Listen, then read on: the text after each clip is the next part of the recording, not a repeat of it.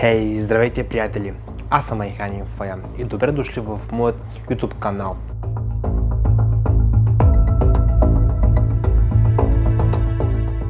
Някой от вас знае ли, че тази версия, която се повтаря редовно във всички сайтове, във всички медии, че Хитлер не е починал в своят бункер, а е избягал в Аржентина със своята подводница? Предполагам, че много голям процент от вас знаят за такава версия. Това е нормално. А какво ако ви споделя втора версия, в която се твърди, че Хитлер е живеел в подземен град на име Акакор? Добре, стоп.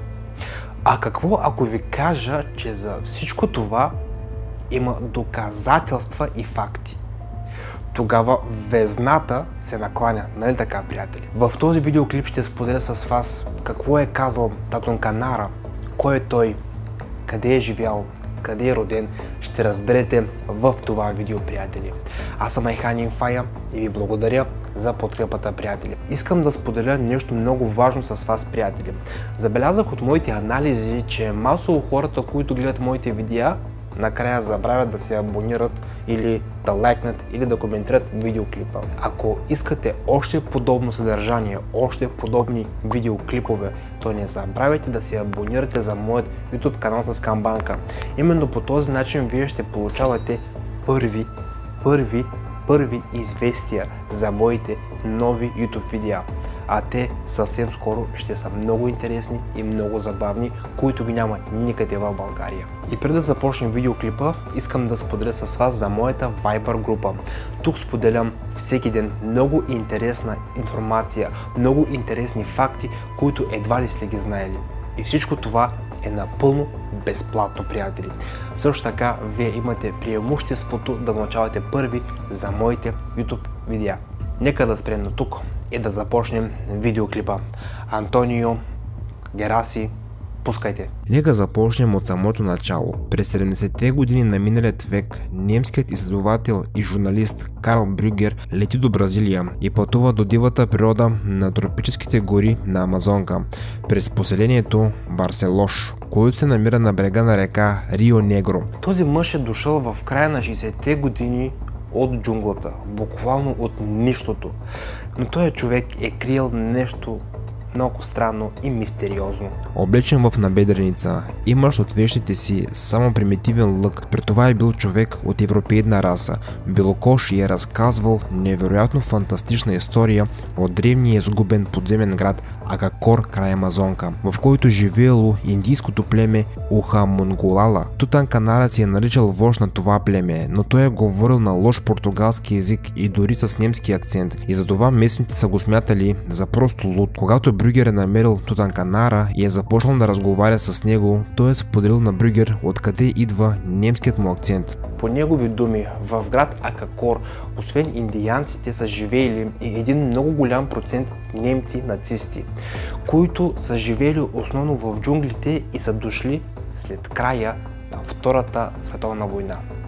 И според думите на Тутан Канара, Хитлер също е бил там. Татон Канара е споделил, че майка му е немкиня, а баща му е индиец. Също е добавил, че племето Ухаманголала някога е било проспериращ местен народ и веднъж боговете са слезли при тях от небето и са построили великолепния подземен град Акакор, и след това са дали на индианците магически камъни, с помощта на които е било възможно да се виждат далечни места, да се предсказва бъдещето и да се правят други невероятни неща.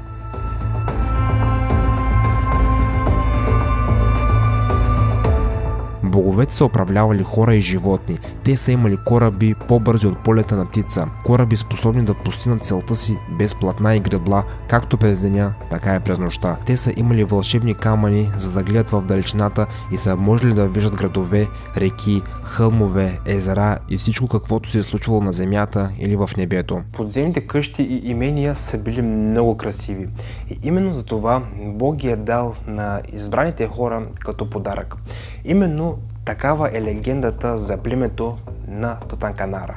Градът е бил богат на украсени хълмове, издълбани скали, огромни кули, пирамиди, луксозни райони и къщи, статуи в естествен размер, библиотеки пълни с обширни текстове и тайните на света и вселената. Както и много, много неща, изработени от злато, огромни сребърни огледала, поставени по такъв начин, че да улавят лъчите на слънцето и да ги предават под земята. В същото време Акакор далеч не е първият подобен град.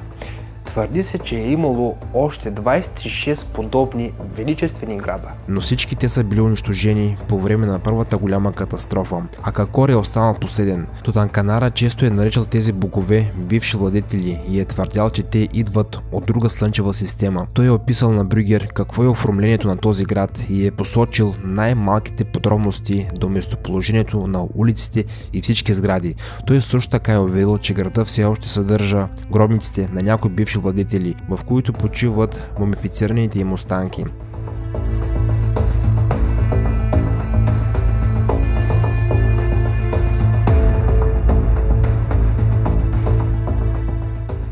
Тутанканара също е описал подробно обичаите и културата на жителите на Акакор и го е направил толкова добре, че би било невъзможно да се мисли, че всичко това е измислица. Когато е завършил, Брюгер е бил на 100% убеден, че това, което той говори, е истината. През 1976 година, въз основа на това интервю, Брюгер е написал сензационна книга «Хрониките на град Акакор». След което няколко експедиции са отишли в Амазонка наведнъж, за да открият този мистериозен град. Най-известните сред тях са били експедицията от 77 и 78 година, водени от швейцареца Фердинанд Шмидт и бразилският археолог Ролдао Пирос Брандао. Тутанканара лично и доброволно си е включил при тези водачи и ги е повел през джунглата, но така и не ги е довел до града по неизвестни причини. През 79 година Шмидт отново се е завърнал тук и след това дори е заявил, че е намерил този град, но е изгубил всички доказателства заедно с камерите и филма. Тутанканара е работил в тези части в продължение на много години като водач на джунглата и между другото през 83 година е работил с експедицията на Жак Кусто, но дори тогава е започнало да се случва нещо зловещо. Авантюристите на изследователя са започнали да изчезват безследно. През 80-та година американецът Джон Рид е отишъл с водача Тутанканара в джунглата и никога повече не се е върнал. А през 83-та година Тутанканара е придружил швейцареца Херберт, той също е изчезнал. Черепът по-късно е намерен през 84-та година от група туристи. През същата година е настъпила и смъртта на самият Брюгер. Някой го е застрелял.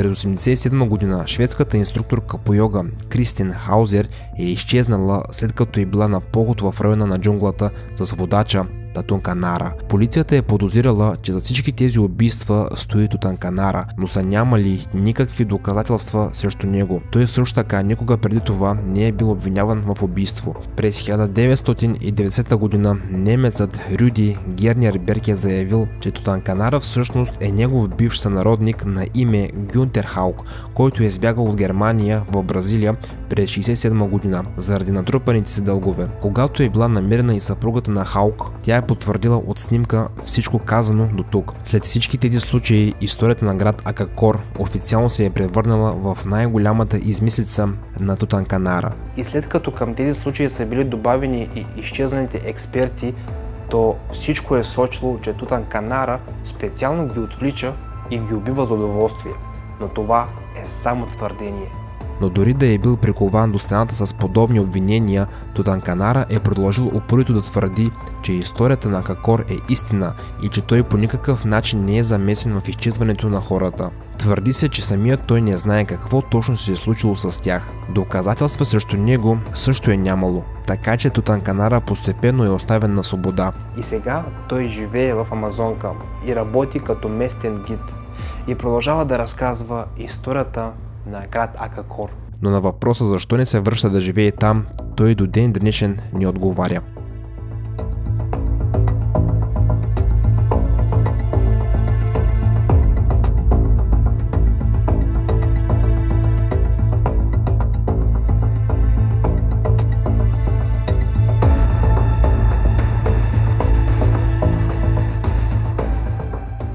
Хей, приятели, някой от вас чувал ли за подобна версия?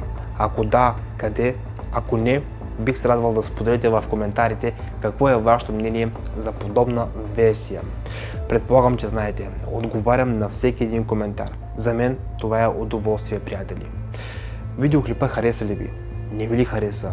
Коя част повече ви хареса? Коя част по-малко ви хареса? За всичко това може да споделите долу в коментарите. Както ви казах и в началото на видеоклипа, приятели, не забравяйте да се абонирате за моят канал с камбанка. Именно по този начин вие ще получавате първи уведомления за моите нови видеа в YouTube. Също така това помага както на мен, така и на този видеоклип, така и на алгоритъма на YouTube да препоръчва все повече и повече подобен тип контент. И не забравяйте линк за моята Viber група. Линк към групата ще поставя долу в коментарите. И преди да си кажем чао, приятели, искам да споделя с вас за моите предходни 2 видеоклипа. Много са интересни, натискайте и се наслаждавайте, приятели. Чао и до скоро!